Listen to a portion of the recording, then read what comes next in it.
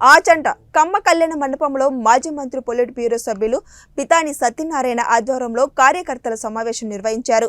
ఈ సమావేశానికి TDP MLA Buchaiah Chowdary, జిల్లా అధ్యక్షురాలు తోట సీత మహాలక్ష్మి, మాజీ మంత్రి పొలిట్ బ్యూరో సభ్యులకు పితాని సత్యనారాయణ, ఉండి ఎమ్మెల్యే రామరాజు, మాజీ మంత్రి జోహార్, పొలిట్ బ్యూరో సభ్యురాలు పితాల సుజాత, అంగర రామ్మోహన్ రావు తదితరులు పాల్గొన్నారు। ఈ సందర్భంగా పితాని సత్యనారాయణ మాట్లాడుతూ ఈ నెల 7వ తేదీన ఆచంట చంద్రబాబు రానున్నారన్నారు। కార్యకర్తలు అభిమానులతో 1,00,000 మందికి తక్కువ కాకుండా బహిరంగ సభ నిర్వహిస్తామని, నా భూతో నా భవిష్యత్తు ద్వారా సభ జరుగుతుందని వెల్లడించారు। నా భూతో నా భవిష్యత్తు ద్వారా సభ జరగబోతుందని వెల్లడించారు। తెలుగుదేశం పార్టీ అధినేత చంద్రబాబు నాయుడు గారు రాబోతున్న సందర్భంగా మహాసభ జరగబోతోంది। ఎన్నికల సంకారం ఊరించబోతున్నారు పశ్చిమ గోదావరి జిల్లా తాలూకు। ఇది తద్వారా పూర్వపు పశ్చిమ గోదావరి జిల్లా సంబంధించిన ఎన్నికల సంకారంగానే భావించాలి। తెలుగుదేశం పార్టీ జనసేన యొక్క కూటమి యొక్క ఐక్యత పోరాటానికి భయపడుతుందనే మాట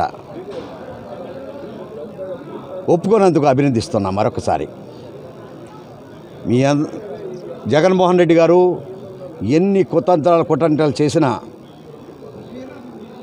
ఎంత డబ్బులు ఖర్చు చేసి,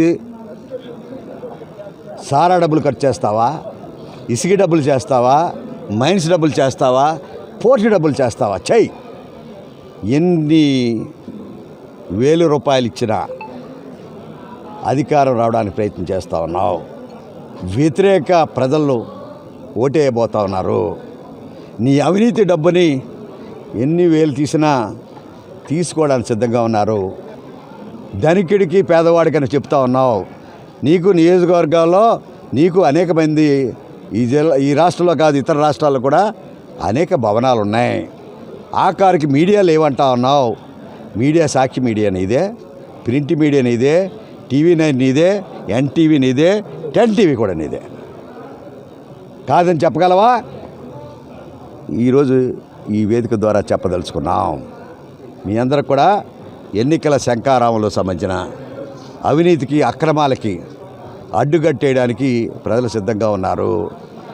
ఇది 2024 ఏప్రిల్ మే మాసంలో జరగబోయే ఎన్నికల శంఖారావంగా భావిస్తూ ఉన్నాం। ఈరోజు ప్రజలు మమ్మల్ని ముందుకు నడిపిస్తూ ఉన్నారు। మీ కార్యకర్తలు మీ దగ్గర ఉన్నారో తెలియదు కానీ నిన్న మొన్నటి వరకు వాలంటీర్ లీవ్ అనుకున్నారు।